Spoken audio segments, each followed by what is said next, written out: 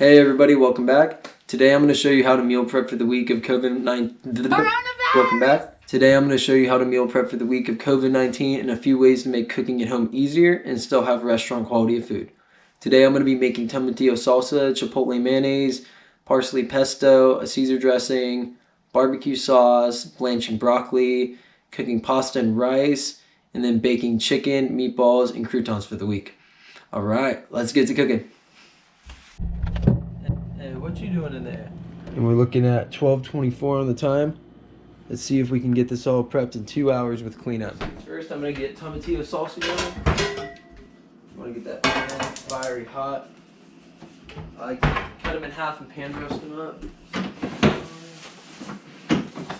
You want to make sure you're rinsing off your vegetables or produce before you start cooking with them, because you don't want to get any of the dirt.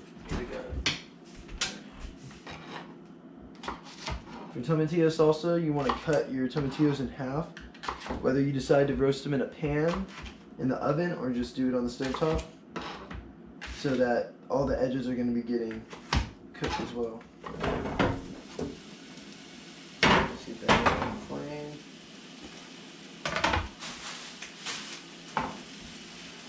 Alright, nice. We got those going. Let's get some more going. And this is just boneless breast right here. Regular ones, and I'm just using half of a packet right now so that I can do a little bit better on my portion control. Olive oil, kosher salt, a little pepper, paprika. For my garlic, I like to chop it all up at once and then just keep it in the freezer so it's easy access. Keeps it fresh as well. Get one lemon.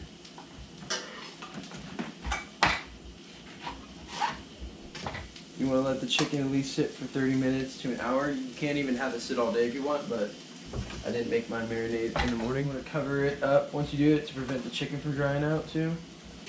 When your tomatillos start to stick, you can throw a little oil in the pan, just enough to coat them and keep them from sticking too. For every week, I like to cut up a mixed assortment of vegetables so that I have them ready for easy access. Little things like that will make your whole home cooking process a lot easier, you know, when you got a busy work schedule. I know right now everyone's got all the free time to cook though.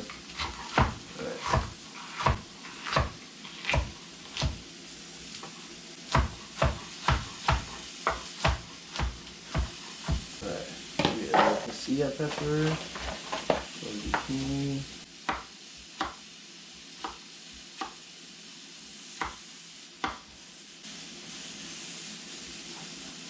Whenever I cut zucchini, I always kind of like having it all just stacked on top of each other. Makes it easier to cut it when you're doing a good amount at a time.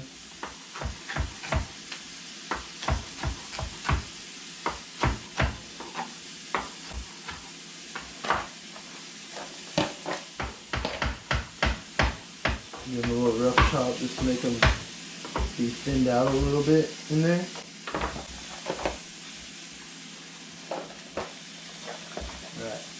Dicing an onion, you want to make sure you cut along the bottom with your fist, with your hands like that, so that if the knife was to slip, it's not going to cut into your fingers. And I go along it 3 times, just small dice, and then you can dice it thin, thick as you want, just going in between all those lines. And for these, I don't need them too small, so I do about 1-inch dice.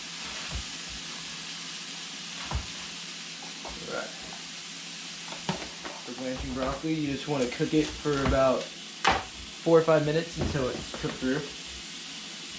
Doesn't have to be, you don't want it to be soft, too soft, because then it's going to be kind of mushy when you heat it back up to eat. Alright. Just a little bit. So now that my water is boiling, I can throw this broccoli in there. Right now I'm going to add some kale to finish up my vegetable mix. And then we're going to start getting some ingredients ready to make some meatballs for the week. Pasta and rice is going to be a main amount of what I'm eating during this time, because you're able to buy a lot of it at once, keep it on deck. I'm going to mix them all up as well. we go. Pepper, onion, zucchini, a little garlic, kale, onion. Let's go. This is good for if you're making any stir-fry dishes or any pasta, just about anything you're cooking with. You can add a little bit of this and saute it in. It's gonna give you some good flavor. All right, meatball time. Garlic, salt, pepper, little paprika, dash of oil. This I'm gonna dice this up as fine as I can. So dice it. We're gonna try to get.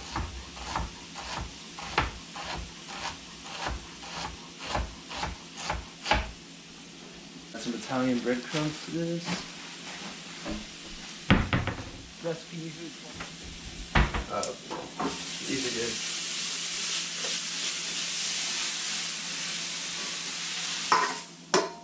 Transfer them into a bowl, cool them down, get them off the pan.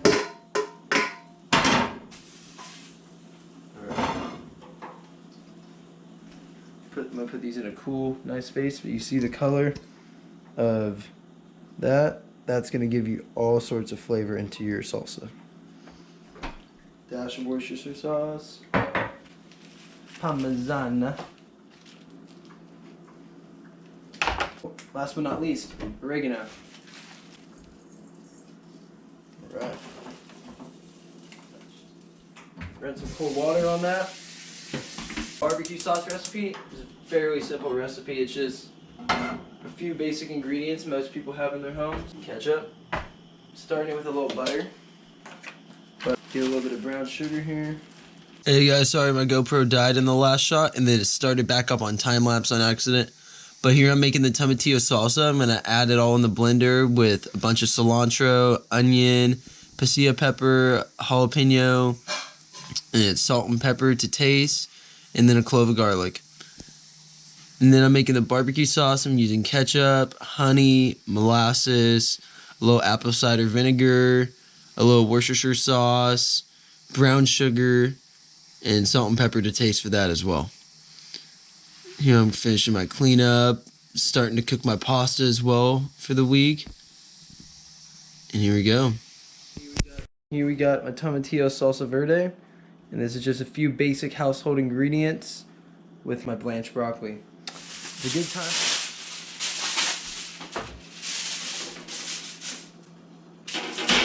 You're cooking this chicken, you want to have the oven at a 425, cooking these big pieces. But I have it at 375 because I'm trying to cook the meatballs at the same time, and then I can just let these stay in there and finish. Get all those juices in there. It's good to keep it covered over, because then it keeps the moisture, doesn't dry out the chicken. Alright, there we go. Wash my hands after touching that chicken. I like making my meatballs just a kind of smaller size, because then for one, they cook easier, and I also think they just come out better texture when they're not so fatty.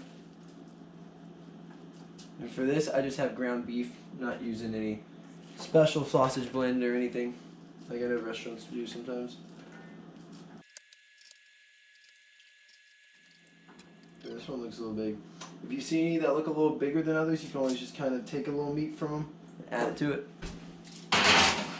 The meatballs take about 20 minutes, and I know the chicken's been there for about a few minutes, so there you go.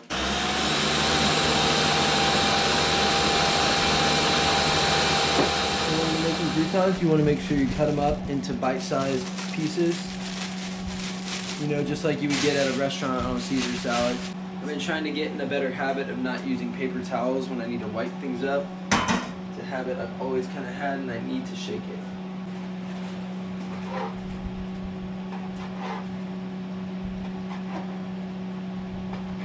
So I do them where I stack a few slices at a time, and then I just come in. Really nice cut. And what's awesome about croutons is you can totally use these in pieces. It actually adds for a better texture for the crouton.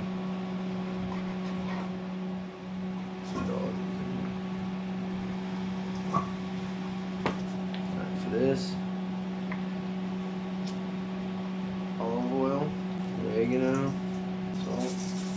pepper. Paprika. Oh, let's see why not. A little bit of breadcrumbs just for a little bit more of that grainy texture. Oh, it looks like meatballs are done. Coronavirus! Whoa! Can't forget garlic. Got all that. I'm gonna add a little Parmesan. Should be good. Fill it up.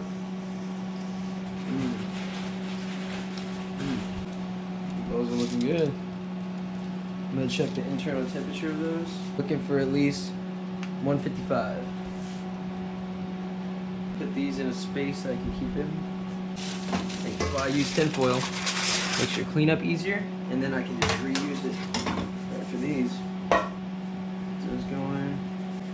Alright.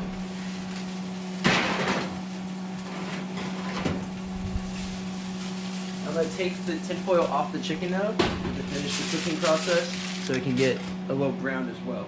Alright guys, it's time to make some pesto. Pesto.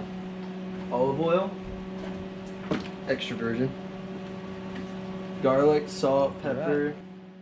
Here I got the parsley pesto that just came out. It's good to mix this up before using it, and this is good for any pastas or just dipping with chips or anything. Alright, chicken's reading about 140 right now. I'm gonna give it about 5-10 more minutes, see if we can get it at that 165. When my croutons are done, I like to put them onto a cool surface so that they don't continue to cook. Alright, here we go. Crispy croutons. Alright, let's check how our rice is looking. Rice is looking good.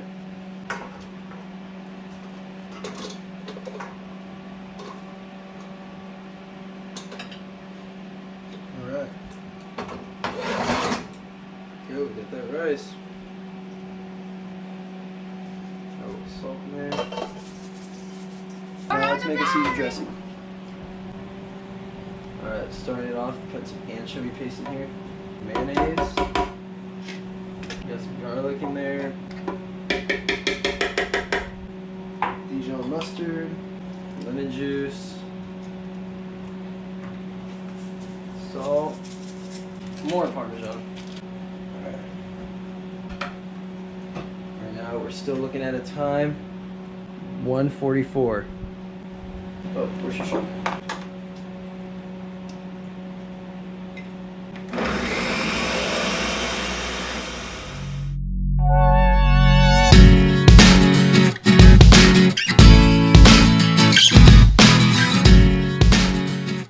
Alright, getting towards the end of all this, just kind of clean it up, making things look back to the usual after all the cooking. Now I'm going to chop up some of this chicken for the week too. I like keeping at least one or two of the breasts just separate, whole, because sometimes if you want to have a dish where you have a full piece of chicken and put like a little glaze of sauce, it's not all chopped up. Chop this up into bite-sized pieces. There we go. There we go. So this bowl will be the chops. Here I'll just have the whole pieces from when I want to cook them. Alright, here we go. Alright, we're looking at 2:14. Here I got my garlic breaded croutons. We got pasta cooked, Caesar dressing, Chipotle mayonnaise, meatballs, blanched broccoli, salsa verde. We got parsley pesto here. My chopped veggies for sauteing for the week, barbecue sauce, rice, chopped chicken, and we also got whole chicken. All right, and that's going to conclude our weekly prep for doing the meal prep during the coronavirus. And thank you for staying tuned, and we hope to catch you next time.